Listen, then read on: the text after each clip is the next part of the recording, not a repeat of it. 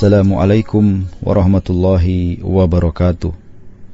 Alhamdulillah, wassalatu wassalam ala rasulillah wa ala alihi wa sahbihi wa mawala amma ba'du. Pendengar yang budiman, sudah kita ketahui bersama bahwa sedekah merupakan salah satu amal soleh yang sangat agung di sisi Allah Subhanahu wa ta'ala. Bahkan termasuk amal terbaik untuk mendekatkan diri kita kepada Allah Subhanahu wa ta'ala. Bersedekah juga merupakan salah satu sebab terlindunginya seseorang dari azab kubur dan mendapat naungan Allah Subhanahu wa ta'ala pada hari kiamat nanti. Namun pendengar, perlu diketahui pula bahwa pahala sedekah bisa hilang sama sekali jika tidak sesuai dengan tuntunan syariat Islam. Oleh karena itu, kita perlu mengetahui beberapa etika atau adab dalam bersedekah. Pendengar yang dirahmati Allah Subhanahu wa ta'ala, di antara adab yang harus kita ketahui agar sedekah kita tidak sia-sia adalah yang pertama, sedekah harus ikhlas karena Allah Subhanahu wa ta'ala.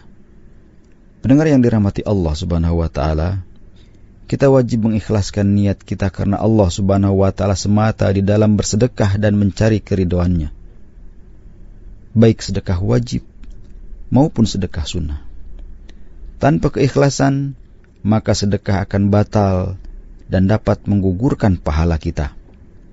Sebagian orang bersedekah untuk tujuan riya, yaitu ingin dilihat orang, atau sum'ah, ingin didengar orang, serta berbangga-bangga untuk menyombongkan diri agar ia dikenal sebagai dermawan.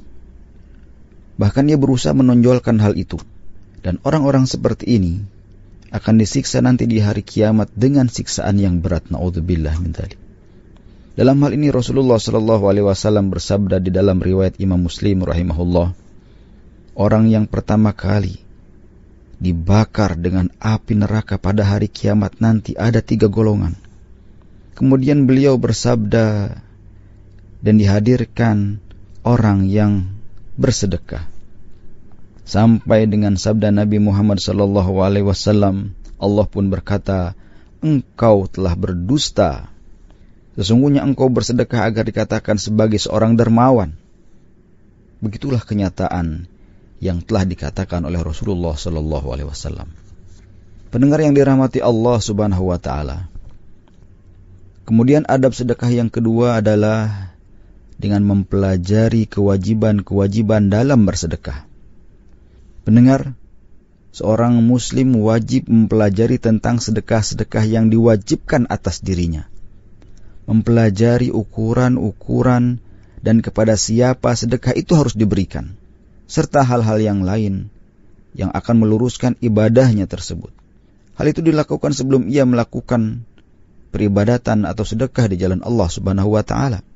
Walaupun ia harus bertanya kepada ahli ilmu, sebab ia tidak akan terhitung melaksanakan kewajiban di dalam ibadah hingga ia melakukannya sesuai dengan syariat Allah Subhanahu wa ta'ala.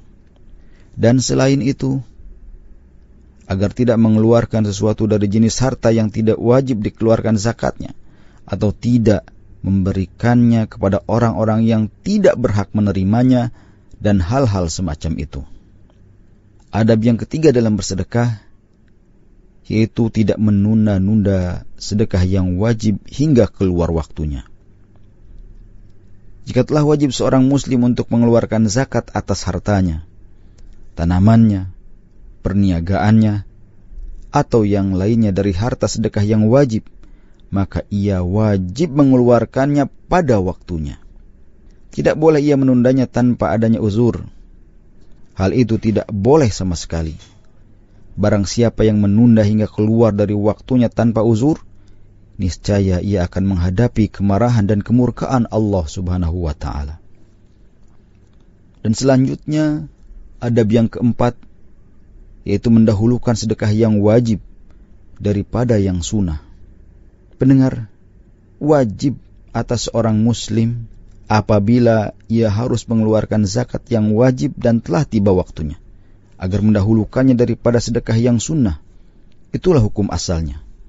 Sebab menunaikan sedekah yang wajib termasuk dari rukun Islam. Allah Subhanahu wa ta'ala tidak akan menerima amalan-amalan yang sunnah hingga ia mengamalkan amalan yang wajib. Amalan yang disukai Allah Subhanahu wa ta'ala untuk mendekatkan diri kepadanya adalah dengan menunaikan kewajiban-kewajiban yang telah Allah bebankan kepadanya. Hal ini sebagaimana yang disebutkan di dalam hadis qudsi riwayat Al-Bukhari, dan tidaklah seorang hamba mendekatkan diri kepadaku dengan sesuatu yang lebih aku sukai daripada apa-apa yang telah aku wajibkan atasnya. Barang siapa yang telah mendahulukan sedekah yang sunnah atas sedekah yang wajib, maka ia berada dalam kesalahan yang besar.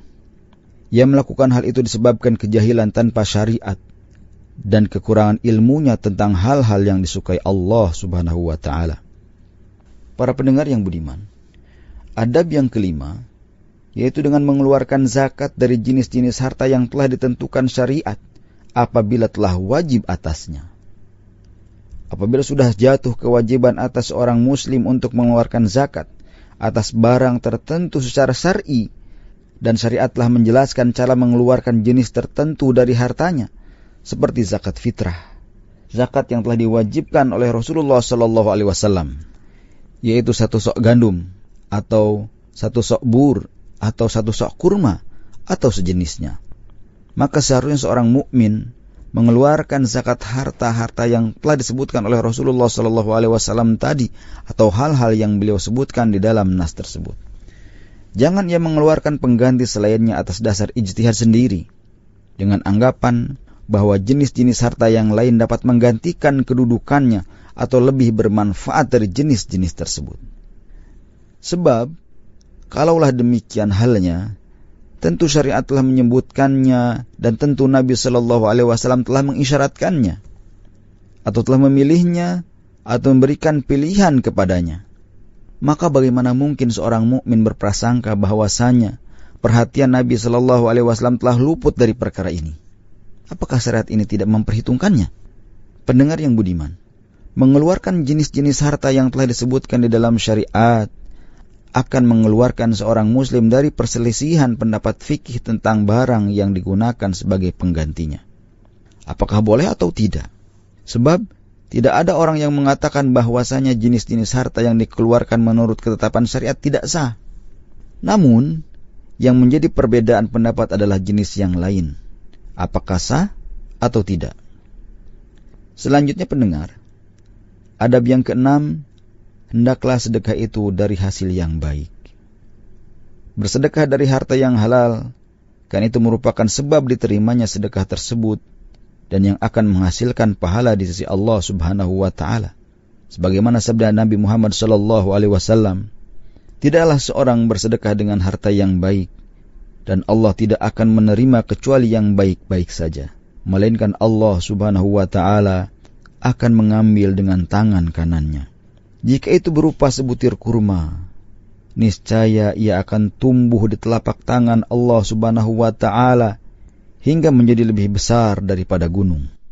Sebagaimana seorang di antara kalian yang menyemai benihnya atau memelihara anak unta.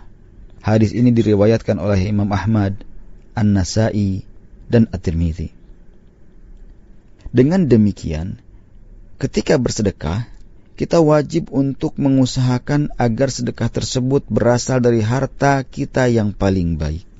Dan jika tidak, maka sedekah kita tidak akan diterima oleh Allah Subhanahu wa ta'ala. Pendengar yang budiman, demikianlah pembahasan mengenai adab-adab sedekah yang harus kita ketahui. Semoga bermanfaat. Wallahu ta'ala a'lam. Wassalamualaikum warahmatullahi wabarakatuh.